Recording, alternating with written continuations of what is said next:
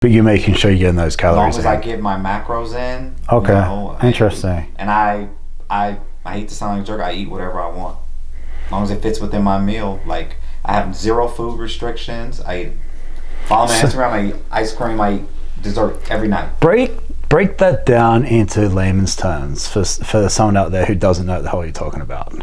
Okay, so you have carbs, proteins, and fats, and obviously I focus on fiber and water.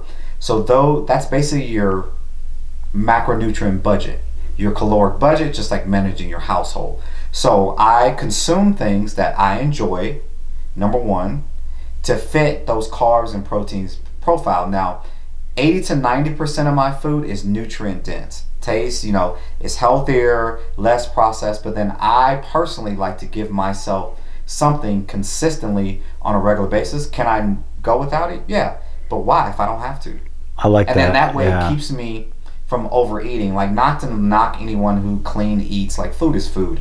I don't see good, bad, or whatever. But I used to be the clean eater who would eat, how many ever meals a day for 6 days, and then like on Saturday when I watch college football all day, I'd eat a medium pizza and like 6 donuts, but then wonder why I look good, but I still didn't look the way I wanted to. Okay. And I had an unhealthy relationship with food because when I saw food, like I don't do cheat meals. I haven't done or spoke about cheat meals in 11 years. Gotcha. Who am I cheating on? Yeah, and you're just kind of you're having those little things each day, which and I just satiate you. Yeah, that's interesting. And so, like, if I want a hamburger, like, don't get me wrong, like, I love In-N-Out, Five Guys, but I'd rather go by like a 96.4 lean beef and make it myself, so I know exactly what's in it and still have those things that I enjoy. Instead of, I'm a volume eater, I like to eat. So instead of wasting my macros on a burger out that has a shitload of fat, why not go make my own burger? So number one, I can eat more of it, but then I can eat more stuff throughout the day as well. Gotcha. But that's what works for me. Yeah. So let me. So another way of explaining that is, say you got X amount of calories in a day. How many calories would you eat in a day? You probably know to the like calorie. Right now, it's right around like 1,700 and something. But Okay. I don't count calories. I just count macros. Yeah. That's kind of what I'm getting at though. So say you got 1,700 calories. You know how many grams of protein, how many grams of carbs, how many grams of fat. How many grams of fiber. And you will take your food and add it up until it reaches what you're trying to do. And that might be some ice cream. That might be, what else is an example of something bad that fits in there?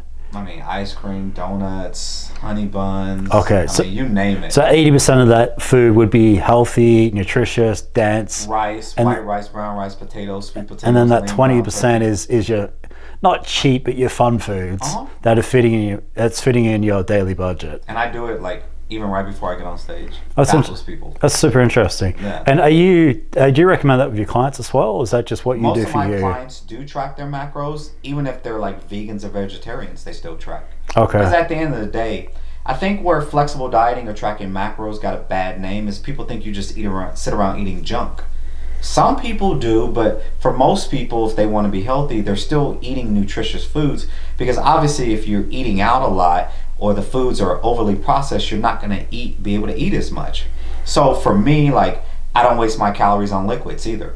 I drink pretty much water or diet sodas. Or black coffee or something. Yeah, like I love juice. I like soda. Don't get me wrong, I like all that, but to me they're wasted calories because they don't fill me. Yeah, 100%. At all. So me personally, like when I meet people who drink, 6 or 7 sodas a day, I'm like, first of all, you got to worry about diabetes and your health, but that's a whole nother issue.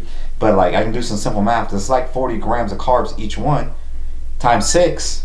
That's 240 grams of carbs of food you could have been eating. Oatmeal, bread, whatever it is, pasta, like stuff that's going to fill you and hold you. Well, the drink tastes good. It doesn't satiate you, and it's not going to hold you either.